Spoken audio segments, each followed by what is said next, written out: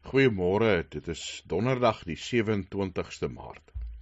Vanoggend, Lukas 13, weer vers 8 en 9, gelykenis van die vyeboom wat nie vrugte dra nie. En die boer sê vir die eienaar sê vir die tuinier, moet hom uithaal, en dan antwoord die tuinier in vers 8.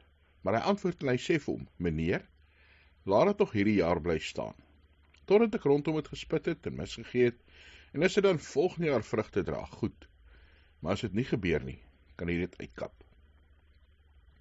Die wonderlike van God se genade, van dat hy wag, dat hy geduld het met ons, dat hy tyd gee vir ons, dat hy moeite doen om ons meer vrugte te laat dra. Ja, rondom hom spit en kunsmis gee. Maar God stuur ons ook as instrumente om vir mekaar te sorg. Gister het ons gesê dat God die woord, die kerk, mense gebruik om met ons te werk, om hy rondom spitwerk en die kunsmiswerk te doen, die Heilige Gees. Hy stuur ons as gemeente ook om mekaar te versorg. Ek en jy is verantwoordelik vir hulle wat saam met ons in die gemeente is. Is verantwoordelik vir my kinders, my ouers, dat ons ook vir hulle in hulle geloofspad sal aanmoedig en sal krag gee en sal probeer beywer om nader aan God te kom. Mag ek en jy ook soos hy tuinier wees en hulle wat saam met ons glo, wat rondom ons is, gaan aanmoedig om nader aan God te leef, meer en meer vrugte te dra vir God. Dis maklik om weg te raak van die kerk af.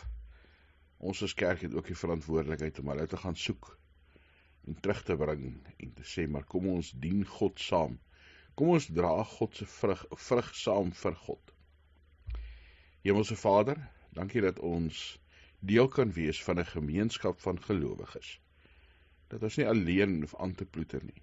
En selfs as ons alleen is U deur die Gees by ons.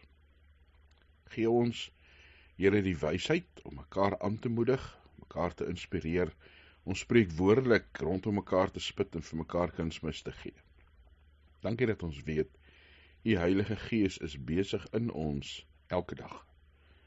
Dankie dat ons vir mekaar kan bid, Here, vir hulle wat siek is, vir hulle wat bekommerd is, Here, vir hulle wat seer het. Mag U met U genade ook vir hulle toevou in U liefde. Dankie dat ons kan bid van ons land en ons regering.